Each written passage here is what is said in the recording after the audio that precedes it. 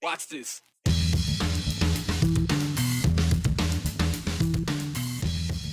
Omicron cases continue to climb and cause staffing concerns for businesses across the board, but probably no more concerning than in the medical field. We've seen your stories about difficulties at pharmacies, so we're asking, what happens when they get short-staffed? The demand is high for monoclonal antibody treatments, pegged to be another effective COVID treatment. And they were, until Omicron entered the picture. Now Idaho is fighting to get its share of the ones that work. We first learned how to say it. It's Weite. Now we've learned its long-serving mayor is stepping down. Did I say long-serving? I meant longest-serving, like in state history. Have you tried to go pick up a prescription lately, where you met with longer lines and longer waits at the pharmacy than you're used to? Well, pharmacists not immune to what we are seeing throughout the country with staffing shortages, some of which is likely thanks to the Omicron variant. Now, these staffing shortages are impacting how soon you can get your medicine or how long you may have to wait for a vaccine. Some viewers even telling us their appointments to get vaccinated or even boosted were canceled because, well, there was no one to give them a shot. And these are the big chain pharmacies we're talking about. So now some are local, or some people in the area are turning to local pharmacies for help, but that is presenting its own set of challenges. Here's Katya Stepovic. Phones are ringing off the hook. Prescriptions are being filled and bagged, but demand is high and resources dwindling. The pharmacy that I usually go to, they were out of stock of the medication. And so I had to do some juggling, so to speak, with my doctor's office as well as with the pharmacies. That's Yeti Abides, who ran into some speed bumps when trying to get his regular refill at Walgreens. Just seeing the backlog, the physical presence of the backlog, it just impressed on me that they were doing everything they can. The longer wait times, cancellations, and backlogs are flooding major pharmacies like Walgreens, CVS, and Albertsons. Walgreens tells KTVB in part, we've reduced operating hours in some locations where staffing has been impacted the most. In the rare occurrence where we're experiencing last-minute emergency closures due to staffing that impacts patient appointments, we conduct outreach to notify patients and work to get them rescheduled if they would like. And CVS says decisions like labor hours and workflow process, among other things, are made to ensure appropriate levels of staffing and resources in order to safely and accurately fill prescriptions. And they also explained that they were 2 days behind at that time. I also called thinking they were still open until their regular time. They let me know that they were having to adjust their hours because of staffing as well. And situations like Yeti's are pushing many patients to go to local pharmacies instead of chain ones. The larger pharmacies are having a significant spillover to some of the smaller independent pharmacies because people are figuring out that we're still able to accommodate their needs in a timely manner. But the influx of patients transferring to local pharmacies is presenting its own challenges. Even when they want to transfer prescriptions to us, it used to be a really easy process. And lately, it's taking hours to even day or days to get those transfers fulfilled. Some of those bigger chains, when we're trying to get prescriptions for people that have medications at different pharmacies, we've been on hold, hours at a time with no success. And when the chain pharmacist can't be reached, they will ask the provider directly to file a brand new prescription. That can work sometimes, but not if the original prescription already ran through insurance at the patient's original pharmacy. And if that is already billed by another pharmacy, the insurance won't let us send that claim to them. And so then we'd have to call their other pharmacy and get that reversed through their system, which if we can't get a hold of them, that does cause a problem. He says there's really no solution when that's the case, other than paying out of pocket for a medication and hoping to get reimbursed down the road. So while local pharmacies handle the overload from chain pharmacies, it's important to remember they aren't immune to staffing shortages and potential backlogs either. Patience is key. A lot of times when patients get frustrated and they want more information, that can sometimes actually increase the amount of time it takes because it takes us away, pharmacists, technicians from actually being able to fill the meds. Personally know a lot of pharmacists that work for the chains, and they're all really good people, and they're all doing their best to help the community. So I think that's one thing for everyone to keep in mind is everyone has their best interests. We're all working as hard as we can to help everybody.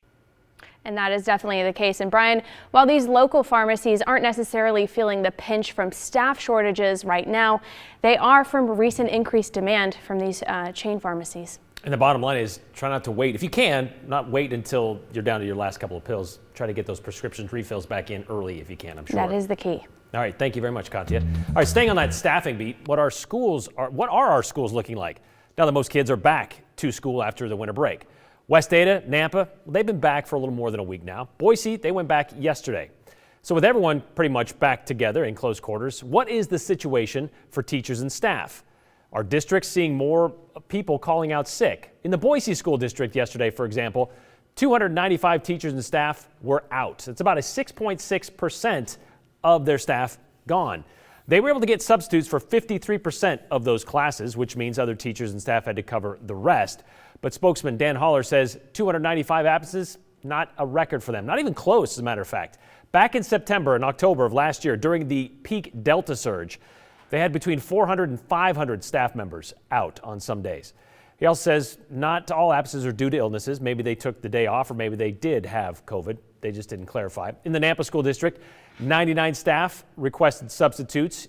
They didn't clarify if it was illness or otherwise there either, but that's about 7.5% who didn't show up. The district was able to fill 64 of those spots, meaning other teachers had to cover the other 35. So that's a lot of staff stretched thin. Kathleen Tuck, a spokeswoman for the Nampa School District, says staff absences are a big concern. She says should they reach a critical level, they'll look into the possibility of closing schools temporarily to kind of get a sort of reset. What does critical level look like? Well, for Nampa, it would mean 20% of elementary and 15% of middle and high school teachers and staff out. They also, though, take into account other things like how many parents have access to daycare or how many kids rely on those school lunches. We also reached out to West Ada this morning, but they were not able to get us the numbers in time for today's show.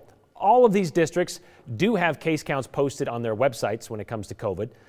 One thing to note, though, and one thing we've mentioned a few times here on the 208, each district has their own testing and quarantine rules, as well as how they count cases and contact notifications.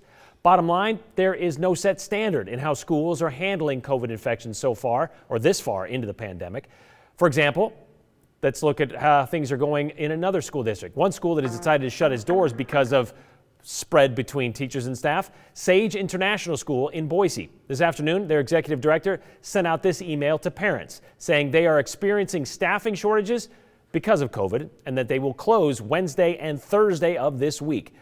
There will be no remote learning, so this is a full closure for the school. They are already on a 4-day week, so the school will be back in session on Tuesday since Monday is a holiday. And they're hoping it will be enough time to allow for everyone to get healthy, but they say they will reevaluate on Sunday night. A silver lining of COVID, maybe. Our medical community has been able to achieve some pretty incredible feats of science. For example, the vaccine. Another, monoclonal antibodies. It's become vital in helping those that become sick with COVID to get better. Those antibodies are injected into someone battling COVID in the hopes that it keeps them from getting sicker. A recent problem, though, a majority of the monoclonal treatments available are not strongly effective against the Omicron variant. And like many other things, there's supply and demand issues. That reality puts Idaho and the rest of the country in a tough spot. So where do we go from here? Well, Joe Paris spoke with the director of a monoclonal clinic in Boise and Idaho's state epidemiologist about how Idaho is navigating through this. Through the coronavirus pandemic, monoclonal antibody treatments have emerged as a popular technology to treat people in need. Monoclonal antibodies work by attaching to the COVID virus to prevent it from infecting cells. The treatment is most effective for a person who gets COVID or for a person who is immunocompromised and exposed to the virus. Getting monoclonal antibodies is highly popular right now. Just ask the Boise-based clinic, Direct COVID Care. Yes, recent weeks it has been very busy. Dr. Ryan Williams is the medical director for Direct COVID Care. Dr. Williams says after ramping up their operation in November, they're now seeing a lot of interest in monoclonal antibody treatments from eligible patients. We're able to fit in roughly about 30 to 40 patients per day usually just 3 days a week due to supply and staffing. As Dr. Williams referenced, monoclonal antibody treatments are limited for now. Each state only gets a set allocation to treat eligible people. New research shows that only one of the 3 monoclonal treatments available in the U.S. is highly effective against the very contagious Omicron variant. That drug is called Sotramab.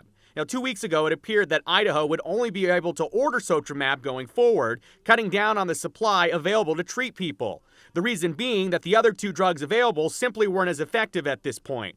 But now it appears the course is changing. They've had a change of heart. State epidemiologist Dr. Christine Hahn says providers in Idaho have reported pretty good results using the 2 treatments that are not as effective against Omicron. So, for now, they want to be able to continue using those. As long as we believe we still do have some areas of the state that might still be seeing Delta, and as long as providers are telling us that they are seeing benefit to their patients, and since we have no other alternative treatment for many of those patients, we felt that the most ethical thing to do was to continue to offer it to our providers. Monoclonal antibody supplies remain limited, especially Sotramab. But for providers like Direct COVID Care, it allows them to try and help more people in need. The treatment has the most bang for its buck with the sickest patients that qualify for the treatment. So if you have many risk factors that are associated with your underlying medical conditions and you have COVID, then the treatment will help you the most. With that said, Hahn explains there is an important caveat that health and welfare is relying to providers. We have recommended to them that they have a frank discussion with their patients, that if it is an Omicron, it is possible that that drug will not help them. Dr. Williams says at his clinic, they've seen about 80% of patients treated overall have marked improvement at 48 hours post-treatment, even with recent changes in the variant. Before the Omicron variant, though, it was probably 85 to 90% improvement. Dr. Williams says the staff at Direct COVID Care has been incredible, as they too have worked long days treating as many people as possible. It's been really rewarding for us and the staff to treat these patients. And then after, 48 hours after we treat them, we give them a call. And the majority of patients feel a lot better within 48 hours. So it's been really rewarding. We're very grateful to have this clinic up and going.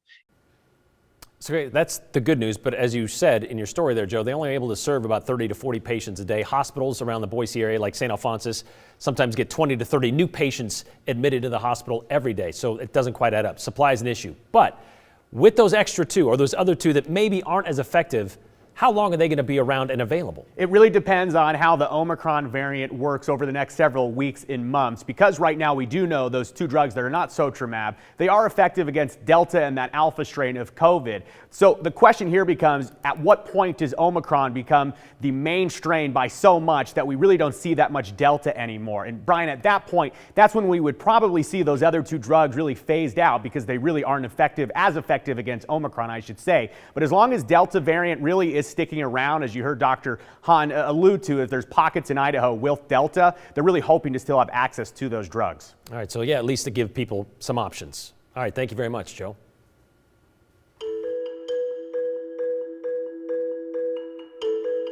All right, that's enough COVID for today. How about something from small town Idaho? We're checking in with Weippe, where they just said goodbye to their longest serving mayor, maybe the longest to ever serve in Idaho.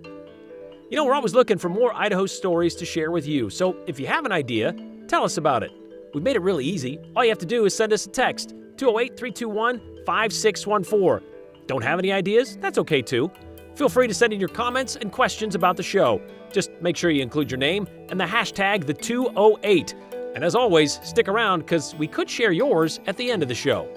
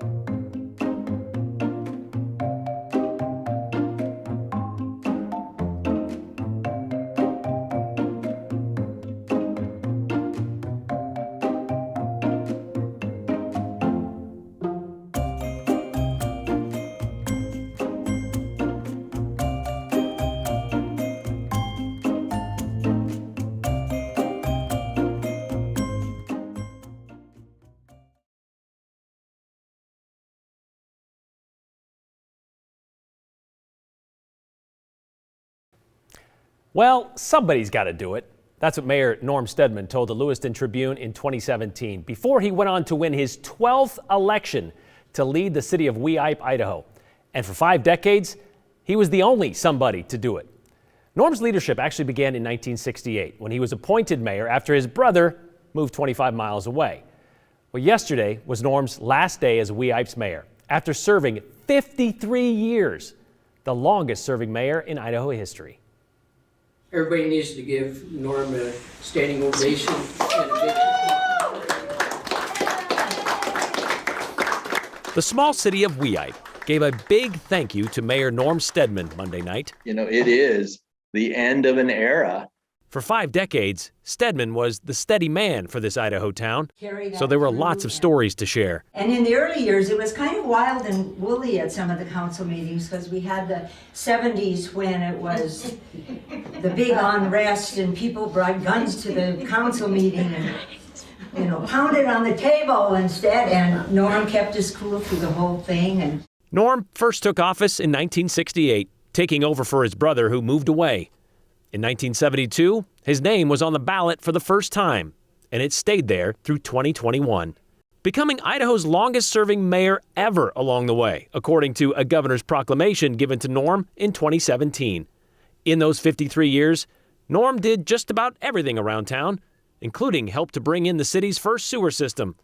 But almost as important is what he meant to the people of Weippe. I just want to thank Norm for all the unselfish dedication that he gave to this city, for the leadership and everything that he's done through the years, because if it wasn't for people like Norm that stay in there and keep grinding at the stone and getting things done, we would be the same place we was back in '86 before we started our major sewer improvement project. We would be running around here pooping in outhouses. So safe to say Norm will leave more than his mark on Weippe, giving up a gavel that looks like was with him from his first term. There you go. There we go. David Thompson, there you are, is a relative newcomer to Weippe, just 9 years working for the city, but from the beginning, he felt like a member of the family. The mayor hasn't just been my boss, but he's been more like a father to me than anything else. So. How so? Taking me under his wing, showing me how to do things, and being at my side every step of the way, no matter what I'm doing. How many cities do go through this, you know, where you have somebody that you've counted on, you know, that's always been there for that length of time. You gonna miss him, David? Oh, I am gonna miss him. I mean, I'm gonna be here. He's gonna be here. He lives right next door to the city park. And he has always taken care of that park. He's mowed it. He's planted flowers. So, you know, I know he'll still be a big part.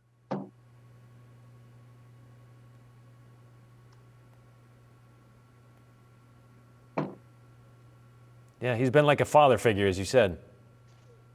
Yeah, really, really has. It's weird. I don't know why it hits me so hard, but. Oh, because it's been 53 years, David. And I meant to say his name was on the ballot from 1972 to 2017, 2021, his last year of service. That kind of emotion, though, David, is expected after 53 years. Ron Larson, who you saw there in the story, he's going to take over as mayor after serving 26 years on Weippe's city council. Safe to say there may not be another mayor who will serve 53 years in Idaho. We'll have to wait and see. I asked David what Norm plans to do now. He said pretty much what he is doing now. At 83, he's still plowing the snow off the streets with his 1950s tractor this time of year, and still checking in on how the city sewer is running.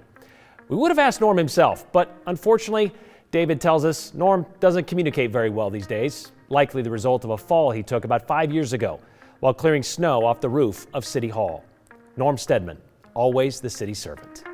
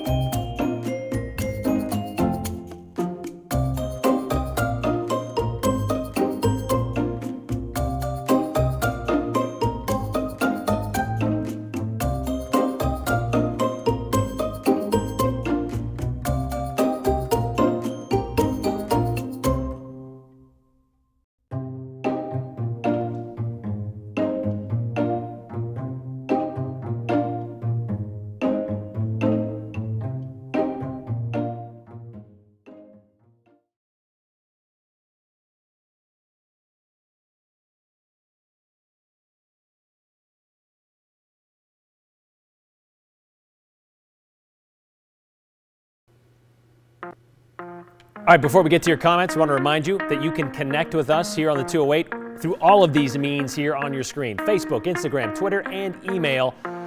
At the 208, pretty much the call sign there, the 208 at ktvb.com. That is our email address. And of course, if you miss any episode of the show, you can always catch it on YouTube. We play back full episodes on our KTVB YouTube channel, so check that out there. All right, let's get to your comments. We got one question. Before we get to that, asking about monoclonal antibody treatments, how much it costs. It is a prescribed treatment, so I guess it would depend on how much your insurance covers. So that's something you have to work out with your doctor. So there's no set cost. It's just kind of an insurance thing with your doctor. Did no one realize that the COVID cases were going to spiral out of control? Asked Pam. Think about it. Christmas was 2 weeks ago. So many people insisted on traveling and spending the holidays in houses full of people. Then there was the New Year's holiday. People out partying with a lot of other people, fully vaccinated people with the booster, walking around with a false sense of security.